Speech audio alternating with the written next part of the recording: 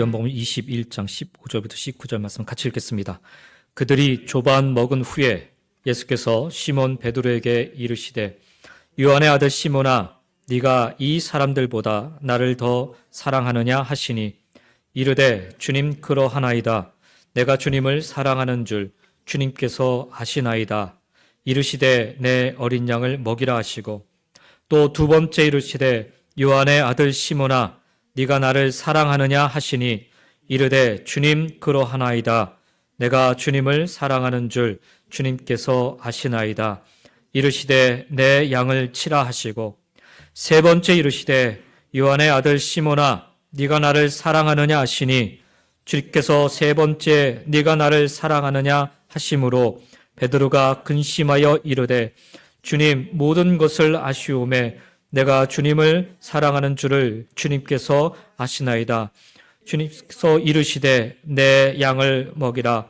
내가 진실로 진실로 내게 이르노니 내가 젊어서는 스스로 뛰뛰고 원하는 곳으로 다녔거니와 늙어서는 내 팔을 벌리리니 남이 내게 뛰뛰우고 원하지 아니하는 곳으로 데려가리라.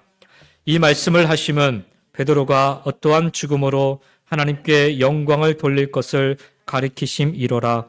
이 말씀을 하시고 베드로에게 이르시되 나를 따르라 하시니 아멘. 여러분은 회심을 어떻게 하셨는지요? 예수님을 어떻게 믿게 되셨냐 하는 말입니다.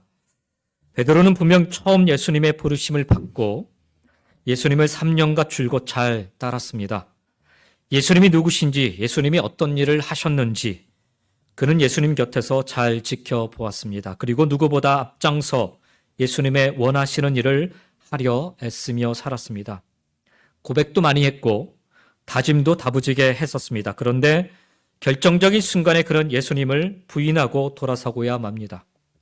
몰래 슬쩍 예수를 떠났으면 그래도 좀 나을 뻔했는데 예수님 앞에서 그것도 3번이나 퇴퇴퇴 침뱉듯이 예수님을 부인하고 돌아섭니다. 그런 그를 아랑곳하지 않으시고 예수님은 십자가에 달려 돌아가신 뒤에 부활하신 몸으로 다시금 찾아가십니다. 오늘 본문까지 정확히 3번 찾아가십니다. 예수님만 찾아가신 것은 아닙니다. 예수님이 무덤에 계시지 않는다라는 마리아의 말을 듣고서 가장 먼저 달려가 빈 무덤을 살펴보았던 바로 베드로였습니다. 그러나 어찌된 일인지 부활의 몸으로 제자들을 다시금 찾아오신 예수님을 만나 뵈었지만 그는 도무지 제자리로 돌아올 기미가 없습니다. 그렇게 그는 예수님과 이제 진짜 이별할 셈으로 갈릴리로 내려가 고기잡이에 열중하게 됩니다. 다시 옛날 자신의 본 모습으로 돌아가고야 만 것입니다. 아무리 오랜 시간 예수를 믿었어도 가까이서 예수님의 말씀을 듣고 또 그분이 행하신 일을 보았어도 말씀하신 대로 다시금 죽으시고 부활하셨어도 여전히 믿음의 자리에 서지 못하고 옛사람의 모습 그 자체로 제자리에 머물고 있을 수밖에 없는 게 바로 오늘 우리의 실상입니다. 그래서 우리는 회심이 필요합니다. 거듭남이 필요합니다. 진짜 믿음이 필요한 것입니다. 어떻게 해야 다시금 믿음의 자리에 설 수 있을까요? 순간순간 또다시 무너지고 또다시 멀어지는 우리의 믿음 생활, 어떻게 다시금 믿음의 정상에 설 수 있을까요? 형식적인 믿음 생활에서 또 가식적인 신앙 생활에서 진짜 믿음의 모습으로 어떻게 하면 우리가 설 수 있을까요? 그와 같은 일이 일어나고 있는 현장이 바로 오늘 본문의 내용입니다. 예수님은 여전히 믿음의 자리에 서지 못하고 옛사람의 모습 그 자체로 제자리에 머물고 있는 다시금 그 제자리로 옛날 자리로 돌아가고 있는 그런 자들을 향하여서 어떻게 다시금 돌이키시고 일으키시는지 오늘 말씀 속을 통해서 오늘 말씀을 통하여서 우리 함께 깨달아 볼 수 있었으면 좋겠습니다. 먼저 오늘 본문의 말씀의 배경을 좀 보시면 부활하신 예수님은 갈릴리 바다에서 고기를 잡고 있던 7명의 제자들에게 나타나셨습니다. 아까도 말씀드렸듯이 제자들이 함께 있는 자리에 나타나신 것은 이번이 3번째였습니다. 오늘 본문에서는 예수님이 특별히 베드로를 알뜰하게 챙기시는 모습을 보게 됩니다. 그는 오랜 기간 예수님과 함께 했었습니다. 예수님을 진심으로 좋아했고 예수님을 진심으로 믿었고 또 그분을 위해 목숨을 버릴 각오가 되어 있었습니다. 요한복음 13장 37절의 말씀처럼 주를 위하여 내 목숨을 버리겠나이다 라고 했던 그의 말은 결코 허언이 아니었습니다. 따라서 예수님이 체포되시는 장면에서 베드로가 대제사장의 종이었던 말고의 귀를 칼로 자른 것은 많이 생각하고 실천한 어떤 계산적인 행동이 아니었습니다. 그는 즉시로 칼을 빼어 말고의 귀를 자르고 있는 자신을 보았을 것입니다.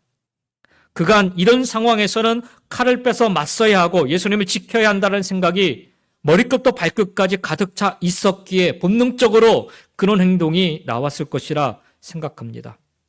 예수님을 사랑하지 않는다면 감히 할 수 없는 일이었습니다. 예수님을 위해 자기의 목숨을 버리겠다는 결단으로 가득 차 있지 않았다면 결코 할 수 없는 그와 같은 행동이었습니다. 하지만 예수님은 베드로의 이 같은 사랑에 그리고 베드로의 이 결의에 찬 행동에 아무런 호응도 해주지 않으십니다. 주를 위하여 내 목숨을 버리겠나이다 라는 이 베드로의 고백을 들으시고 말씀에 보니까 내가 진실로 진실로 내게 이르노니 다 굴기 전에 네가 3번 나를 부인하리라 라고 말씀하시므로 그의 사랑 고백에 찬물을 끼얹으십니다. 실제로 목숨 걸고 칼을 빼든 베드로를 예수님은 전혀 거들지 않으시고 도리어 네 칼을 도로 칼집에 꽂으라 라고 말씀하십니다. 그리고는 주님은 순순히 붙잡혀 가셨습니다. 예수님은 마치 자신이 베드로의 베드로에게 사랑받을 만한 자격이 없다라고 스스로 증명하듯이 그렇게 행동하셨습니다. 이렇게 예수님께서 베드로를 부인하시니 베드로도 예수님을 숯불 앞에서 3번이나 부인하게 됩니다. 어쩌면 그는 예수님이 먼저 나를 버리신 것이다 라고 쭝얼쭝얼 거리면서 자기 행동을 정당화했을지도 모릅니다. 그런 베드로에게 예수님의 부활은 어떤 사건으로 다가왔을까요? 무덤이 비었다라는 소식에 무덤으로 달려갔고 맨 먼저 무덤 안으로 들어간 사람이 베드로였습니다. 하지만 그게 다였어요. 그게 전부였습니다. 요한복음의 저자 사도 요한은 제자들이 함께 기뻐했다라고 말하지만 베드로가 개인적으로 그 이후에 부활의 소식을 전했다라는 말은 나오지 않습니다. 세상 사람들에게 전했다는 게 아니라 자기 같이 함께 사도된 자들과에게도 이런 얘기를 하지 않음을 우리는 보게 됩니다. 그렇게 점점 믿음의 자리에서 멀어져만 가는 베드로의 모습입니다. 그렇게 점점 예수님과 멀어져만 가는 그런 베드로의 모습입니다. 그리고 이제 요한복음의 마지막 장면에 이르러서 사도 요한은 바로 이 문제적 제자 베드로가 예수님과 어떻게 관계를 회복하는지, 그가 어떻게 다시 믿음의 자리에 서게 되는지를 보여주고 있습니다. 베드로를 향한 예수님의 사랑을 확인하는 시간이고 예수님을 향한 베드로의 사랑을 다시금 갱신하는 그런 시간입니다. 그 사랑의 마음으로 지쳐 절망 속에 갈릴리로 고기나 잡으러 내려간 제자들을 우리 주님은 친히 찾아가십니다. 우리가 기억해야 될 것은 아무리 우리가 낙심되고 절망되고 또 예수님과 멀어지고 예수님 곁을 떠나고 아무리 우리가 그렇게 멀어진다 해도 우리 주님은 친히 다시금 찾아오신다라는 사실입니다. 밤새 고기를 잡으려 했지만 한 마리도 잡지 못한 채 스스로를 한심한 듯 여기는 제자들에게 처음 그들을 부르실 때처럼 그물을 배 오른편에 던지라 소리쳐 말씀하십니다. 익숙한 장면입니다. 처음 그들을 부르셨을 때 모습 그대로 예수님은 제자들에게 또다시 찾아와 말씀하십니다. 때로는 우리가 힘들고 어려운 순간에 빠질 때 우리 예수님께서는 우리를 다시금 일으켜 세우시기 위해서 아주 익숙한 환경과 상황과 또 행동들을 통해서 우리를 부르신다라는 사실. 그때 그물을 들 수 없을 정도로 고기를 많이 잡게 되는 제자들의 이 모습을 통해서 제자들은 그 과정을 통해서 그들은 다시금 예수님을 기억하게 됩니다. 먼저 알아본 요한이 주님이시다라는 말에 한 90m 이상 떨어진 이 배 위에서 바다로 뛰어내려 부활하신 예수님께 가장 먼저 도착한 사람이 베드로였습니다. 물가로 나와보니까 숯불 앞에 예수님이 친히 차리신 아침 식사가 준비되어 있었습니다. 하지만 예수님이 피워놓으신 이 숯불 앞에 앉자 베드로는 또 다른 촛불이 떠올랐습니다. 3번이나 예수님을 모른다라고 나와 상관이 없다라고 부인했던 바로 그 자리에서 피어올랐던 숯불이었습니다. 제자들도 곧 도착해서 식사 자리에 합석하게 되는데 예수님이 제자들이 합류하자 제자들을 향하여서 지금 잡은 생선을 좀 가져오라 그렇게 명령하십니다. 그때 가장 먼저 자리를 떠서 고기를 가져온 사람이 베드로였어요. 적극적인 성격이었기 때문이기도 하지만 사실 엄밀히 따지면 그 자리가 몹시도 불편했기 때문이었을 것입니다.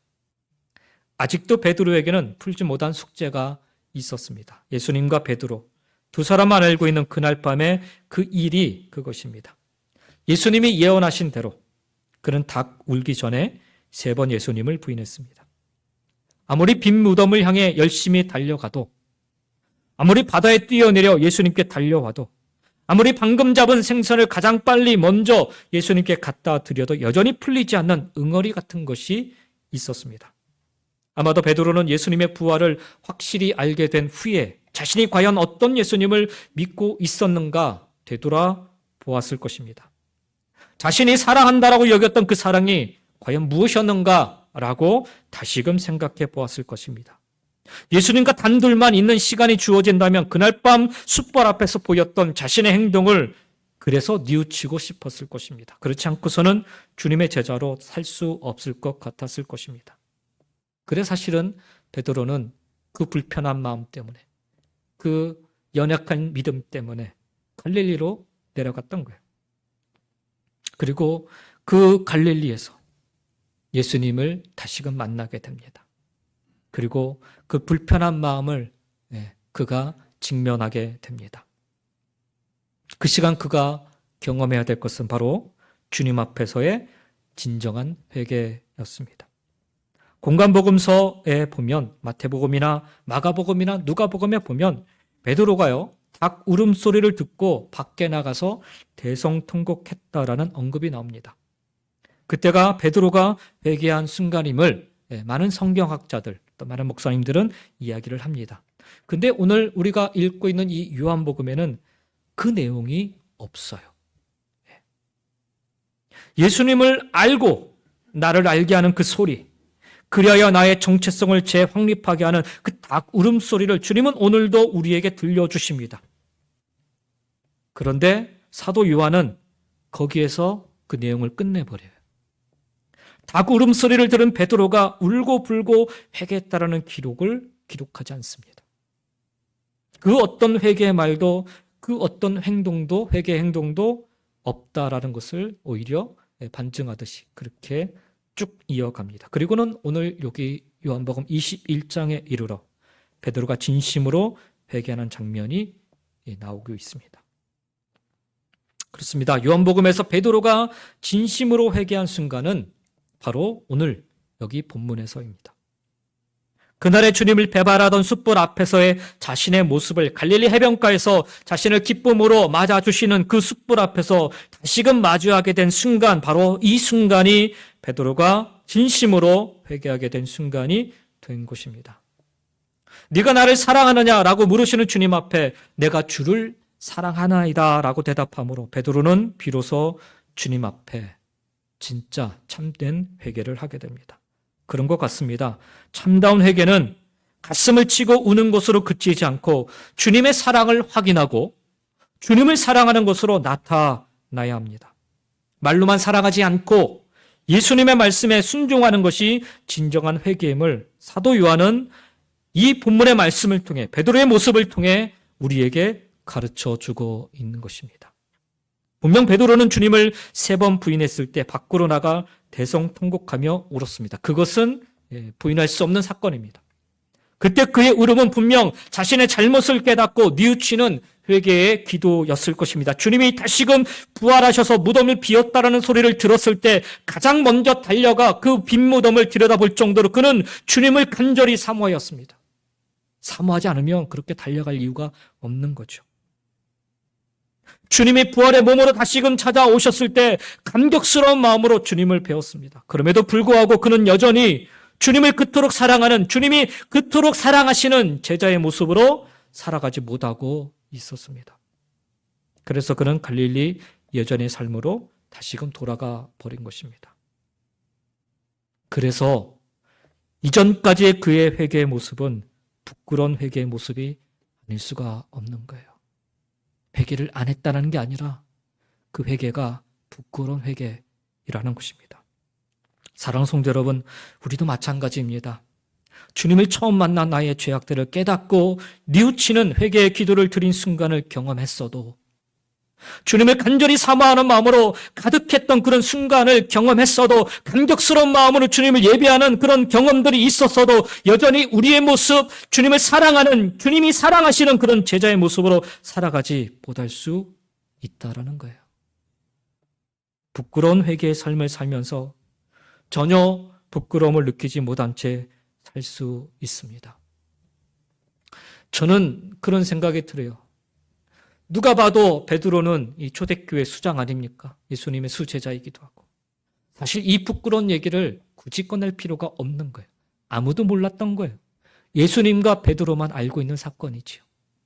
그런데 공이 마태, 마가, 누가, 여기 요한복음까지 기록이 됐다는 사실은 베드로가 이것을 다 드러냈다라는 거예요.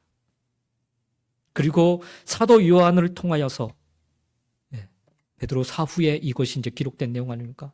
그리고 이 내용까지 다 기록된 것으로 봐서 베드로는 자신의 부끄러운 회개가 어떤 모습이었는지를 그대로 제자들과 초대교회 성도들에게 다 밝혔고, 너희들도 그렇게 살지 않았으면 좋겠다라는 그런 다짐을 이 말씀을 통해 보여주고 있는 것입니다. 사랑하는 성도 여러분, 우리도 그렇게 부끄러운 회개의 모습으로 살 수 있어요.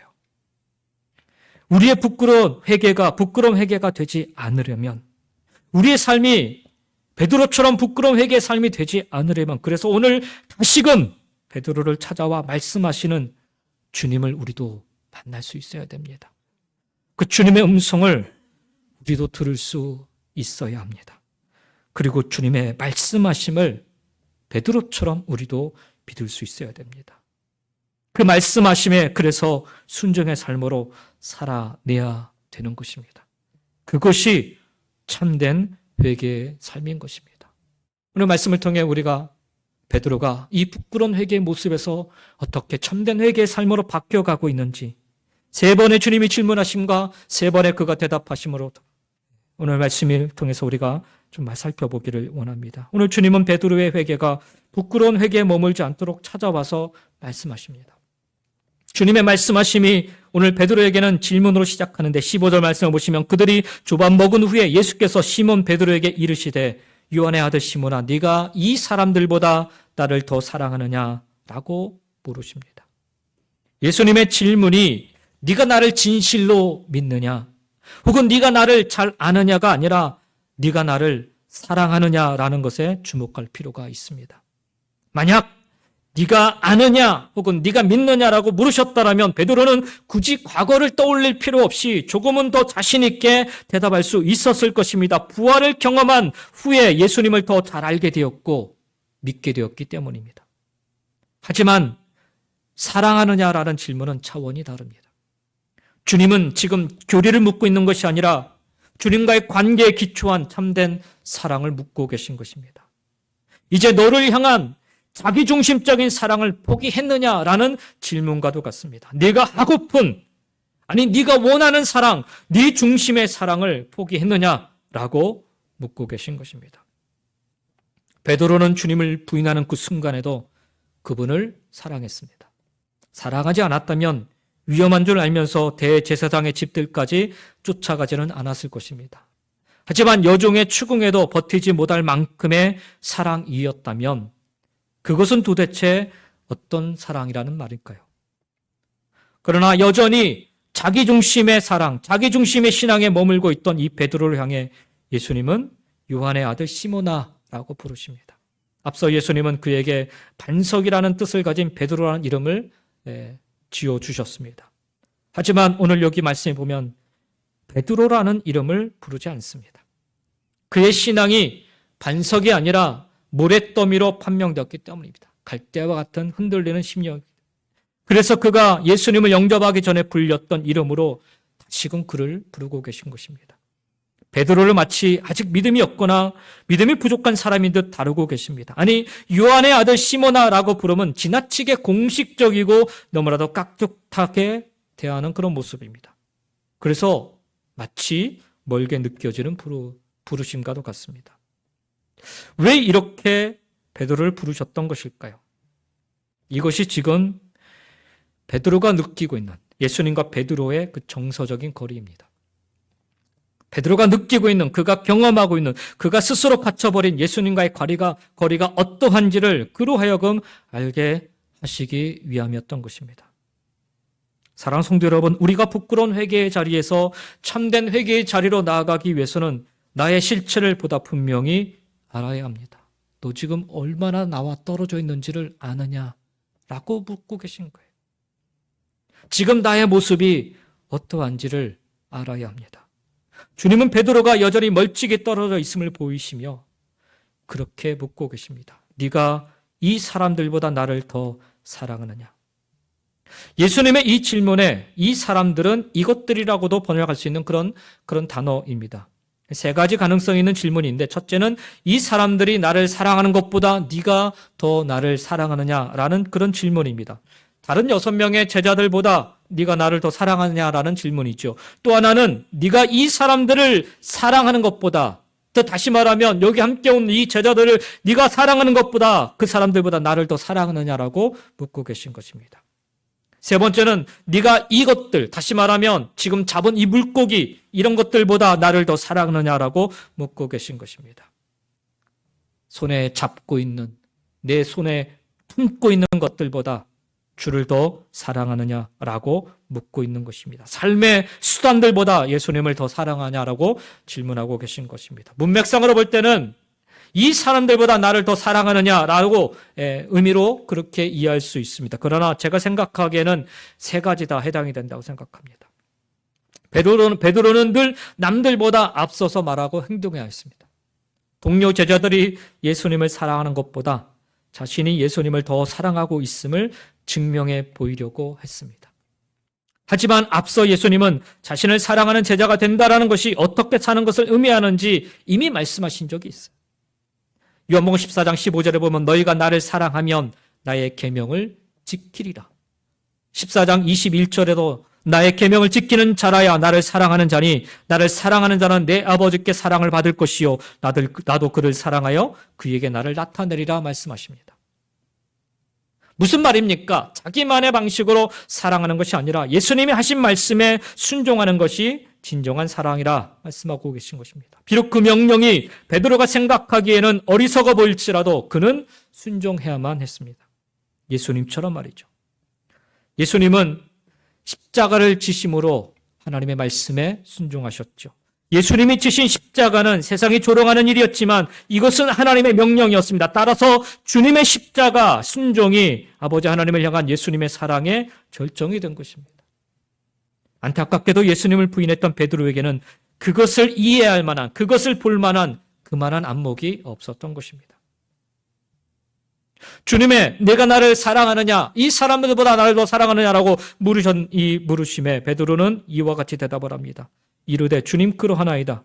내가 주님을 사랑하는 줄 주님께서 아시나이다. 베드로의 입에서 아니요, 저는 주님을 깊이 사랑하지 않습니다라는 대답이 나올 줄 알았습니다. 하지만 베드로는 그때나 지금이나 예수님을 사랑하고 있었습니다. 다만 이제 부활을 경험한 후에는 다른 식으로 주님을 사랑하게 되었을 것입니다. 베드로는 여기 대답해 보면 자신이 다른 제자들보다 주님을 더 사랑하는지 여부에 대해서는 대답하지 않았습니다. 그가 왜 부끄러운 고백과 함께 부끄러운 삶을 살 수밖에 없었는가? 늘 다른 사람과 비교하며 살았기 때문에 그래요. 주님이 사랑하는 그 믿음의 고백도 늘 그러했습니다. 그 부끄러운 회개가 진정한 회개로 바뀌기 위해서는 바로 그 부분이 바뀌어야 되기 때문에 주님 묻고 계신 것입니다. 베드로는 이 물음에 변화된 대답을 합니다. 내가 주님을 사랑합니다라고 대답합니다. 조금 더 살펴보면 그 초점이 자신이 사랑한다는 말에 있는 것이 아니라 주님께서 아신다라는 사실에 그 초점이 놓여져 있습니다. 그동안 자신의 사랑이 얼마나 변덕스럽고 사라지기 쉬운지 사실 베드로는 몰랐지만 예수님은 알고 계셨습니다. 그래서 그가 예수님을 부인할 것을 미리 예언하셨던 것입니다. 이제는 베드로가 그래서 다른 사람들과 비교하면서 얼마나 자기가 변덕스러운지 그 사랑을 자기가 확인을 했기에 그와 같은 대답을 하지 않습니다. 내가 이 사람들보다 더 주님을 따릅니다. 주님을 사랑합니다. 주님을 위해 일하겠습니다. 이런 대답을 하지 않습니다. 어떻게 보면 참으로 겸손한 대답을 지금 베드로가 하고 있는 것처럼 보입니다. 그런데 예수님은 칭찬도 책망도 하지 않으시고 15절 하반절에 보면 내 양을 먹이라 라고 말씀하십니다.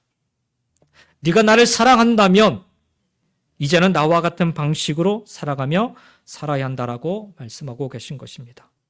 목자 되신 예수님을 닮아서 예수님을 따라서 예수님을 쫓아서 사랑하며 살아야 한다라고 말씀하고 계신 것입니다.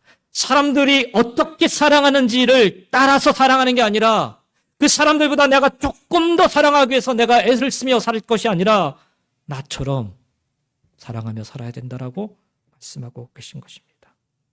부끄러운 회개를 넘어서서 참된 회개로 나아가는 길은 이처럼 먼저 주님의 음성을 들어야 하고 주님을 믿어야 하며 주님처럼 살기를 순종해야 하는 것입니다.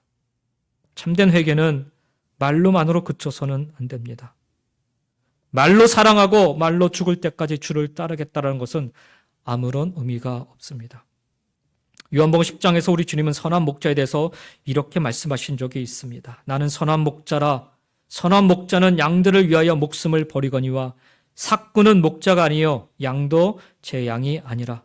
이리가 오는 것을 보면 양을 버리고 달아나나니 이가 양을 물고 가고 또 해치느니라. 달아나는 것은 그가 삭군인 까닭에 양을 돌보지 아니함이나 나는 선한 목자라. 나는 내 양을 알고 양도 나를 아는 것이 아버지께서 나를 아시고 내가 아버지를 아는 것 같으니 나는 양을 위하여 목숨을 버리노라. 예수님 같은 목자. 양들을 위해 자기 목숨을 내어주는 목자가 되는 것임을 삶으로 행동으로 보여주어야 하는 것입니다. 왜 여전히 부끄러운 회개의 삶에서 벗어나지 못하는가? 우리의 모습이 말로만 해서 멈춰서고 말기 때문입니다. 오늘 베드로를 찾아와 네가 나를 사랑하느냐라고 물으시고 주를 사랑한다는 이 베드로의 고백을 들으신 뒤에 주님은 내 양을 먹이라, 내 양을 치라라고 말씀하신 의미는 말로만 하지 말고 자신을 희생해 내 양을 먹이는 선한 목자가 될 때, 그렇게 사랑할 때 예수님은 너의 사랑한다는 말을 믿겠다라고 하신 것입니다. 베드로는 사랑이 그런 것인 줄은 몰랐어요. 로마로부터 독립해서 하나님 나라를 세우고 싶었지만 사실상 그가 생각한 하나님의 나라는 로마와 다를 바가 없었습니다. 누군가의 위에 군림하겠다는 생각, 힘에는 힘으로 맞서겠다는 생각, 강함으로 약함을 누리겠다는 생각이 있는 한 그것은 사랑이 아니고 하나님 나라도 아닙니다. 사랑은 위에서 찍어 누르듯이 은혜를 베푸는 게 아니라 아래서 모든 사람을 받아주는 것, 자신을 대해주는 것입니다.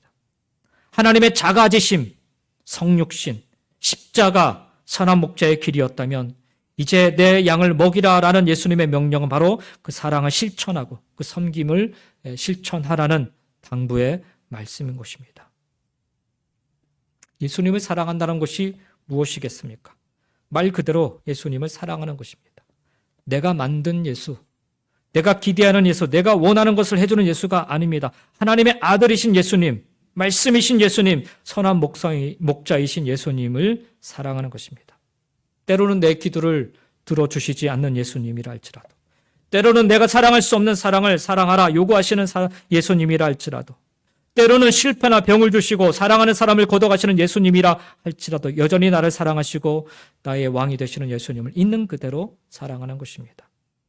이처럼 주님은 우리에게 조건의 사랑이 아니라 신뢰의 사랑을 요구하고 계십니다. 그렇게 주님을 사랑할 때 그것이 바로 진짜 회심, 진짜 회개의 자리로 나아가게 되는 것입니다.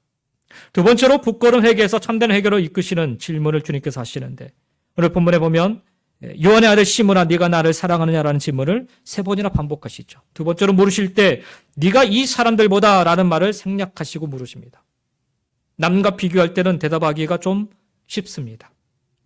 내 사랑은 작지만 그래도 저 사람보다는 낫다라고 말할 수 있기 때문입니다. 우리는 비교를 통해서 자기 자신을 합리화하는 일이 참 많습니다. 죄를 지을 때도 나보다 더한 사람이 있는데 라고 스스로를 위로하며 내가 죄가 약한, 남들보다 좀 덜 죄인임을 그렇게 스스로 정당할 때가 많습니다. 위로할 때가 많습니다. 그런데 예수님은 그런 우리에게 아무런 비교의 대상도 정해주지 않으시고는 정말 나를 사랑하느냐라고 물으십니다. 예수님은 베드로에게 비교의 잣대를 버리고 자신의 있는 그들의 모습을 바라보라고 요구하십니다. 바로 그가 예수님을 사랑하는 사람인지를 보라고 요구하고 계신 것입니다. 부끄러운 회개에서 참된 회개의 자리로 나아가는 길은 비교의 잣대를 내어버릴 때 가능합니다. 베드로는 이번에도 주님 그러하나이다. 내가 주님을 사랑하는 줄 주님께서 아시나이다 라고 대답을 합니다. 베드로는 당연히 예수님이 한 번 더 나에게 다짐을 받으시려고 질문하신 것이라 여겼을 것입니다. 그래서 두 번째 대답할 때는 조금 더 힘주어 말했을 것입니다. 주님, 이번에는 지난번과는 다릅니다. 주님도 잘 아시지 않습니까? 그러다 예수님이 또다시 동일한 말씀하십니다. 내 양을 치라. 내 어린 양에서 내 양으로, 먹이다에서 치다라는 단어로 조금 바뀌었을 뿐입니다. 그러나 그 의미상으로는 아무런 변화가 없는 것입니다. 치다라는 말, 먹이다라는 말과 같은 단어, 히브리어 라를 번역한 단어입니다. 물론 치다라는 말이 먹이다라는 말보다는 조금 더 넓은 개념인 것은 사실입니다. 먹이다라는 말이 양육하다라는 뜻에 가깝다면 이 치다라는 말은 다스리고 통치하다라는 말로 볼 수가 있습니다. 부끄러운 회개 자리에 머물러 있으면 베드로가 지금 보이고 있는 것처럼 신앙의 업앤다운이 심합니다. 자신의 소명과 사명 역시 업앤다운이 심합니다. 이리 갔다 저리 갔다 갈팡질팡하는 모습으로 혼란스러워합니다. 그러나 참된 회개 자리에 서면 삶의 목표, 삶의 모습은 분명합니다. 주님 명령에 순종하여 살아가는 것입니다. 두 번째, 네가 나를 사랑하느냐라고 물으시고 내가 주를 사랑합니다라는 대답을 들으셨음에도 불구하고 예수님이 베드로에게 원하시는 모습은 여전히 동일합니다. 더 큰 사명, 더 위대한 사명을 주실 것으로 생각하지만 또 그렇게 우리가 해석할 수도 있지만 그러나 우리 스스로 더 위대한 일을 해야지라고 생각을 하겠지만 실상 우리 주님이 우리에게 원하시는 것은 단 하나입니다. 내가 너희를 사랑한 것처럼 너희도 서로 사랑하라 라는 것입니다. 내가 부탁한 것을 마지막 네 생명 다하는 그날까지 잘 감당해 다오 라는 것입니다. 우리 예수님처럼 목자로서 삶을 살아 달라는 것입니다. 참된 회개자의 모습은 예수님처럼입니다. 예수님처럼. 그것이 우리 삶의 유일한 그리고 최종적인 목표이어야 합니다. 그래서 두 번째 질문을 하시고서는 동일한 말씀으로 내 양을 치라 라고 말씀하셨던 것입니다. 그런데도 예수님께서는 두 번의 대답으로 만족하지 않으십니다. 부활하신 후에 세 번째로 제자들에게 나타나신 예수님께서는 베드로에게 세 번째로 같은 질문을 하십니다. 세 번째 이르시되 17절이죠. 요한의 아들 시몬아 네가 나를 사랑하느냐. 베드로는 예수님이 자신의 대답을 믿지 않으신다는 것을 금방 알아차렸을 것입니다. 3번 물으셨기 때문에. 그래서 이번에는 곧바로 대답하지 못합니다. 성경에 보니까 베드로가 근심하였다라고 적고 있습니다. 베드로는 세 번째 질문을 받고 나서는 근심합니다. 근심을 할 때 예수님이 3번이나 같은 질문을 던지신 참된 의도를 그는 알아차렸을 것입니다. 자신이 3번 주님을 부인했던 사건을 바로 그 부끄러운 지점을 꺼내고 싶어 하신다는 사실 말입니다. 묻고 두고 싶었던 일, 주님도 모른 척 해주시기를 바랬던 일, 자기만 이야기하지 않으면 불명예가 되지 않을 것이라 여겼던 일, 숯불보다 더 그의 얼굴을 화끈 달아오게 하는 그 치부를 주님은 꼭 해결하고 가려 하신다는 사실을 이 세 번째 질문을 통해 그는 깨닫게 되었을 것입니다. 목숨을 걸고서라도 주님을 따르겠다는 자신의 다짐을 쉽게 내던졌던 그때 그 일이 이 세 번째 질문을 받으면서 그는 떠올랐을 것입니다. 그래서 17절에 그가 이렇게 대답을 합니다. 주님, 모든 것을 아시오매 내가 주님을 사랑하는 줄을 주님께서 아시나이다. 주님이 모든 것을 아십니다라고 그는 고백을 합니다. 앞서 두 번의 대답과는 다릅니다.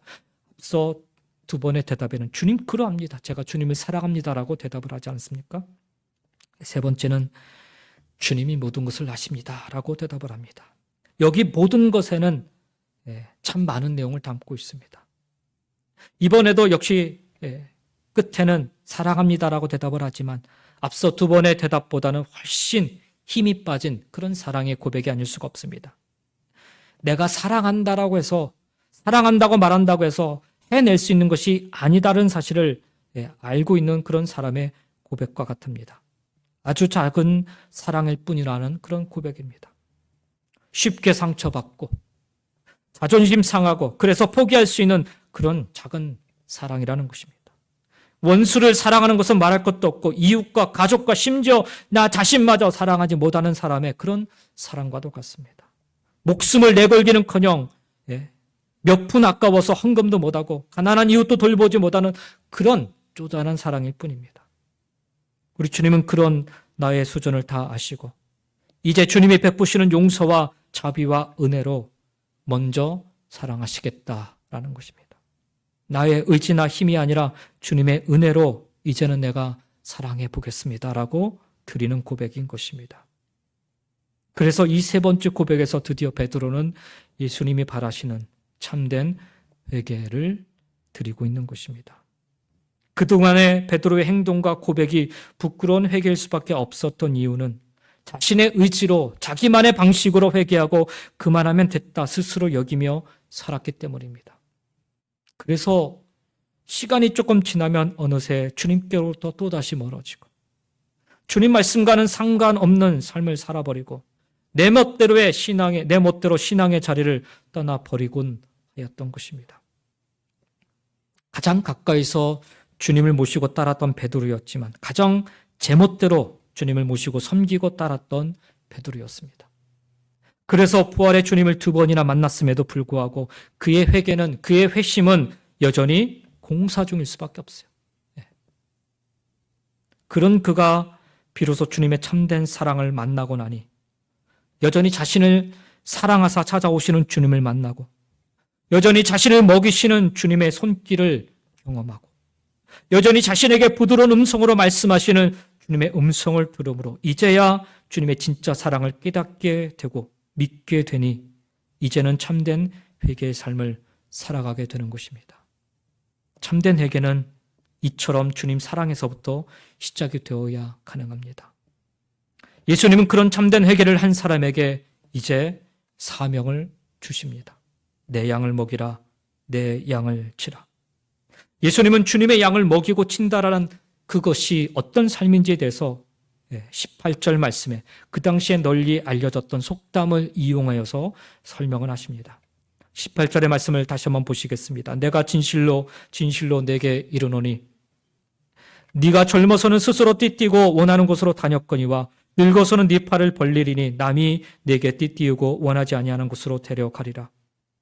예수님은 베드로의 부인을 예언하셨던 형식대로 진실로 진실로 내게 이르노니 그에게 죽음을 엄숙하게 예언하십니다. 네가 젊어서는 스스로 띠띠고 원하는 곳으로 다녔거니와 같은 말은 베드로가 스스로 옷을 차려입고 원하는 곳으로 가고 살고 싶은 대로 살았다라는 것입니다. 주님을 사랑한다고 했지만 사실은 자기만을 위한 신앙, 자기가 원하는 신앙이었다는 뜻이죠.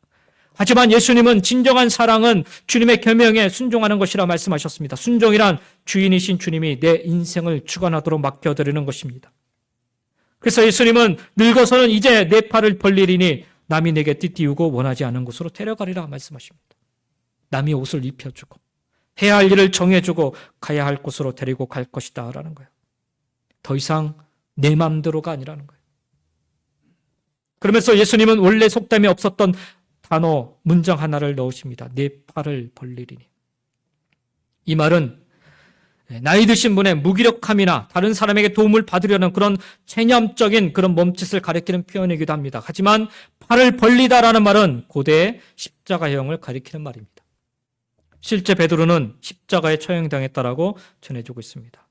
그리고 여기서 띠를 띠다라는 표현 역시 십자가의 팔을 묶는 행동을 암시하고 있는 단어입니다. 이 단어가 한 번 더 나온 적이 있는데 예수님께서 베드로의 발을 씻어 주시기 위해서 허리를 굽히시기 전에 스스로 띠를 묶으셨을 때입니다. 그때 그 밤을 생각나게 하는 단어인 것입니다. 예수님의 발 씻기심은 단순히 겸손함의 퍼포먼스가 아니라 그분의 죽음을 암시하는 고난받는 종의 행동이었습니다. 베드로 역시 다른 이들에 의하여서 이제 묶여서 복음의 신실한 증인으로서 자신이 가고 싶지 않은 곳으로 끌려갈 것임을 우리 주님이 말씀하고 계십니다. 스승이 당하신 죽음을 그도 맞이하게 될 것임을 말씀하십니다. 십자가를 실패라 생각하여서 떠났던 베드로가 이제는 십자가를 지게 될 것이라는 뜻입니다. 사도 요한은 이것을 19장에서 이렇게 설명을 합니다. 이 말씀을 하심은 베드로가 어떠한 죽음으로 하나님께 영광을 돌릴 것을 가리키심이로라. 여러분, 참된 회개를 하고 이제 주님 앞에 서게 베드로 아닙니까?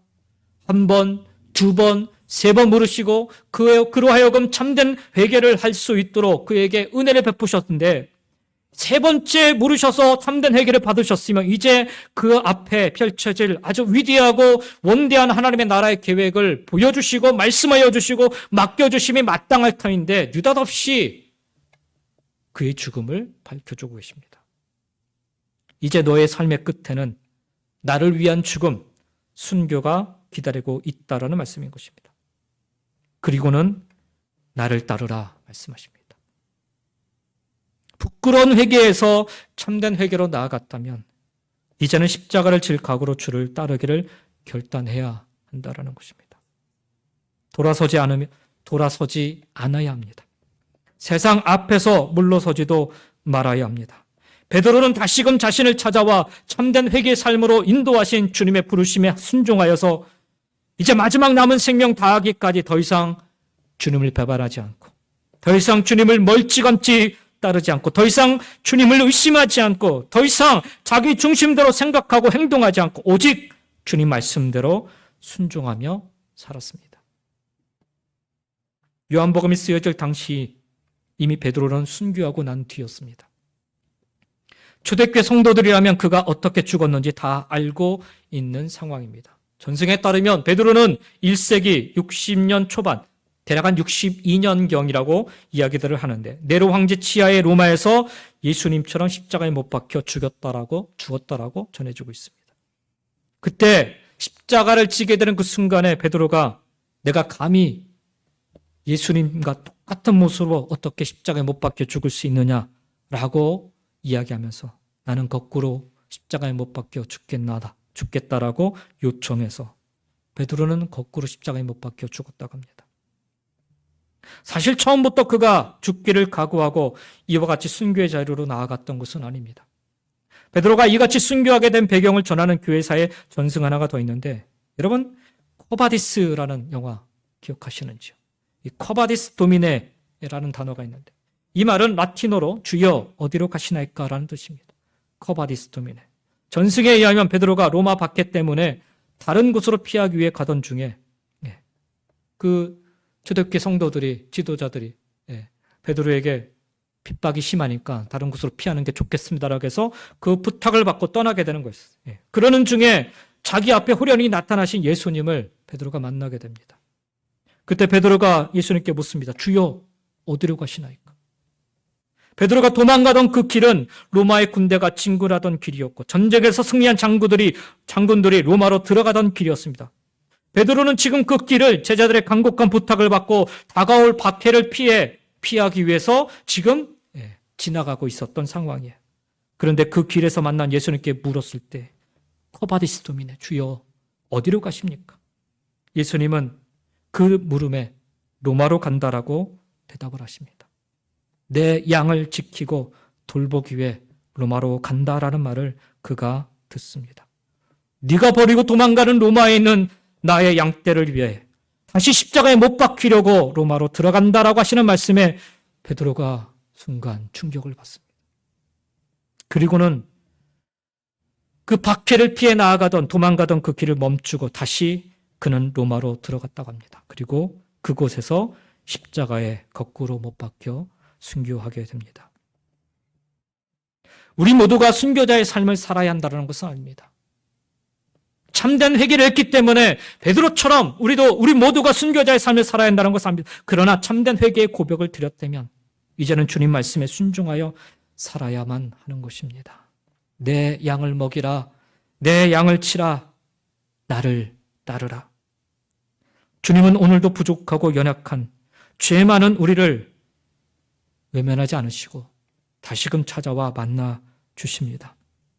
그리고 제자들을 친히 먹이셨던 것처럼 사랑의 손길로 어루만져 주시고 먹이시고 보듬어 살펴주십니다. 그리고 말씀하여 주십니다. 부끄러운 회개의 모습으로 여전히 살아가는 우리를 향하여서 여전히 동일하게 말씀하십니다. 네가 나를 사랑하느냐? 이제는 우리가 대답할 차례입니다. 내가 주를 사랑합니다. 그렇게 주님 앞에 참된 회개자로 서시기를 주의 이름으로 간절히 축원드립니다. 그리고 주님 말씀에 순종하며 돌아서지 않고 돌이키지 않고 따라 살아가시기를 예수님의 이름으로 간절히 축원드립니다. 그 끝이 비록 베드로와 같이 고난일지라도 순교라 할지라도 주님 말씀하심처럼 주님이 인정하여 주시는 것처럼 하나님께 영광을 돌리는 삶이 될 줄 믿습니다.